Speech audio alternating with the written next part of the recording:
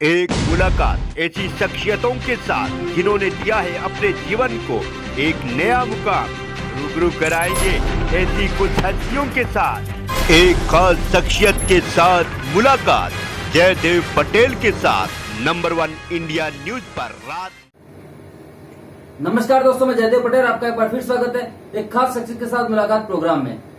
आज हमारे साथ खास मेहमान है अर्थशास्त्री professor V Upadhyay. V Upadhyay, आपका बहुत बहुत स्वागत है आज के हमारे प्रोग्राम में। Thank you. We Upadhyay ji, आपसे मेरा पहला सवाल है कि ये जो महंगाई दर है ये खुदरा है। कई लोग ये कहेंगे कि इसका असर जरूरी नहीं है कि आम आदमी पर पड़े, उनकी जेब पर पहुंचे। तो इसको हम कैसे रिलेट कर सकते हैं कि आम आदमी को चिंता करने की जरूरत है? महंगाई का असर आम आदमी पर पड़ रहा है, जैसे फूड इन्फ्लेशन भी है, इन चीजों के दाम बढ़े, पेट्रोल के दाम तो सभी पर इफेक्ट डाल ही रहे हैं। पर जो रेट जो जिसको हम खुदरा इन्फ्लेशन बोलते हैं, सीपीआई की रेट, तो वो 6% से ऊपर हो गई है। पहले महीने में ये 4 पॉइंट समथिंग थी, तो उसमें काफी चेंज आया है। अब हालांकि इसके पीछे क्या कारण है ये कहना मुश्किल होता है, क्योंकि लॉकडाउन अभी खुल ही रहा है, तो सप्लाई की प्रॉब्लम है, डिमांड की प्रॉब्लम है। अच्छा, एक और प्रॉब्लम आती है कि हम जब ये महंगाई दर की बात करते हैं तो हम पिछले साल से कंपेयर कर रहे हैं, तो हमें वो नंबर भी देखने पड़ते हैं कि पिछले साल इस महीने में कैसे नंबर है। तो कहने का मतलब ये है कि अभी 1-2 महीने बाद में जब चीजें थोड़ी सी खुलने लग जाए तब हमें थोड़ा सा सही आइडिया लगेगा। लेकिन फिर भी हमें लोगों को मार्केट में पता चल रहा है कि चीजों के दाम बढ़ रहे हैं। ये जो एक्सपीरियंस है आम आदमी का, तो वो अपनी जगह पर काफी सही है। वी उपाध्याय, सरकार को पता था और ये हमारे देश में नहीं हुआ। कोरोना की जो मार पड़ी, आर्थिक मार पड़ी, वो सब जगह पड़ी थी। दूसरी जगह जिस तरह से आर्थिक पैकेज आए और हाथ में पैसा लाने की कोशिश की गई आम लोगों की, क्या उतनी कारगर वो हमारे यहाँ रही? और ये महंगाई अगर बढ़ती रहती है तो क्या जितना पैसा उनके हाथों में दिया गया उससे निपट पाएंगे इस बढ़ती महंगाई से? हाँ, ये बात बहुत इम्पोर्टेंट है। इस बार जो दूसरी वेव जब आई है तो सबका ध्यान एक्चुअली बीमारी की तरफ ही था, सरकार का भी, लोगों का भी उस तरह से। तो हम बाहर के देशों में जो हो रहा है उससे कंपेयर नहीं कर सकते। बाहर यूरोप की बात हो, अमेरिका की बात हो, तो वहां पर जो राहत लोगों को दी गई है वो काफी बड़ी मात्रा में दी गई है और वो काफी चल रही है। अब उसे 1.5 साल होने वाला है उस तरह की राहत को मिलते मिलते।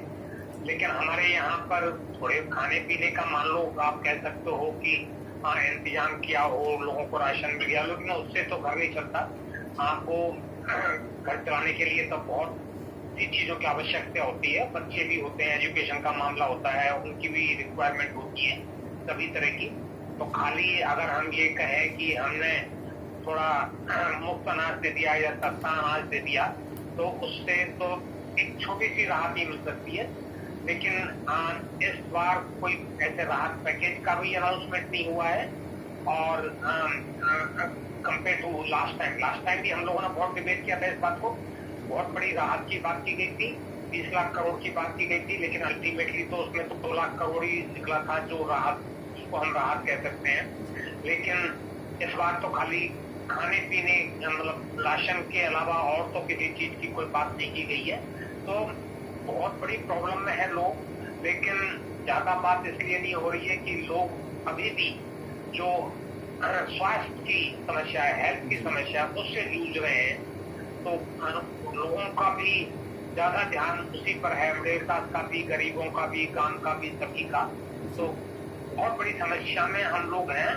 तो ये आर्थिक जो सिचुएशन है, महंगाई अपनी जगह है, लेकिन मेन चीज तो ये है कि आपके पास में इनकम नहीं है, रोजगार नहीं है, आपका जॉब छूट गया है, सब चीजें बंद पड़ी है, खासतौर से सारे बाजार बंद पड़े हैं, तो कितने लोग काम करते हैं वहां पर।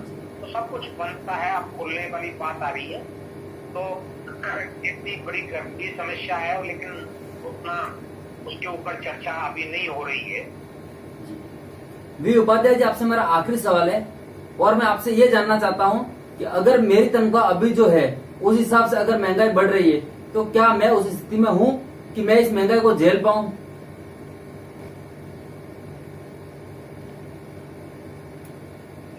नहीं, मैं जैसा बताया कि अभी 1-2 महीने में और थोड़ा सा स्पष्ट होगा कि महंगाई के कारण क्या है। अभी तो कुछ भी नहीं कहा जा सकता, हर चीज बंद है, तो सप्लाई भी नहीं है। लेकिन अब थोड़ी सप्लाई खुलेगी, मान लो बाजार खुलेंगे और लोग थोड़े काम पर आएंगे, तो मैं कहूंगा कि 2-3 महीने तक हमें देखना है। लेकिन ऑलरेडी जो संकेत मिल रहे हैं, जैसे WPI है, तो WPI 12% से ऊपर चला जा रहा है। हालांकि जैसे मैं बता रहा हूँ कि कंपेयर करना भी मुश्किल है, क्योंकि पिछले साल क्या हालत थी, बेस कितना था, बेस इफेक्ट जिसको हम बोलते हैं। तो 2-3 महीने में अगर ये महंगाई 6%, 7% अगर रहती है, तो डेफिनेटली तो उसका असर लोगों की जो स्थिति है, आर्थिक स्थिति है, उस पर भयंकर पड़ेगा। लेकिन साथ साथ जैसा मैं बोल रहा हूँ कि रोजगार बहुत बड़ी समस्या है। काम अपनी जगह है, लेकिन अगर किसी के पास में रोजगार नहीं है, इनकम नहीं है, और किसी तरह का जॉब लॉस हुआ है, जैसे करोड़ों लोगों का हुआ है, तो ये सभी समस्या है। महंगाई उसका एक पार्ट है, पर रोजगार की समस्या बहुत भयंकर है। तो उससे और राहत की तो कोई बात अभी हो ही नहीं रही है। इस बात तो ऐसी कोई बात भी नहीं आई है। पिछले बार तो वित्त मंत्री रोज टेलीविजन पर आके राहत पैकेज अनाउंस करते थे। हालांकि वो सब उतना इफेक्टिव नहीं लगा, नहीं दिखा, क्योंकि उसमें जो बातें की गई थी वो क्रेडिट की बातें ज्यादा थी। तो स्थिति की गंभीरता को आप समझ सकते हैं, सब लोग समझ सकते हैं। जिनके पास नौकरी सुरक्षित है वो तो ठीक है, पर सबकी तो हालत नहीं है। 90% लोगों की तो यह हालत नहीं होती हिंदुस्तान में। जी, वी उपाध्याय जी, आपने समय दिया उसके लिए आपका बहुत बहुत धन्यवाद।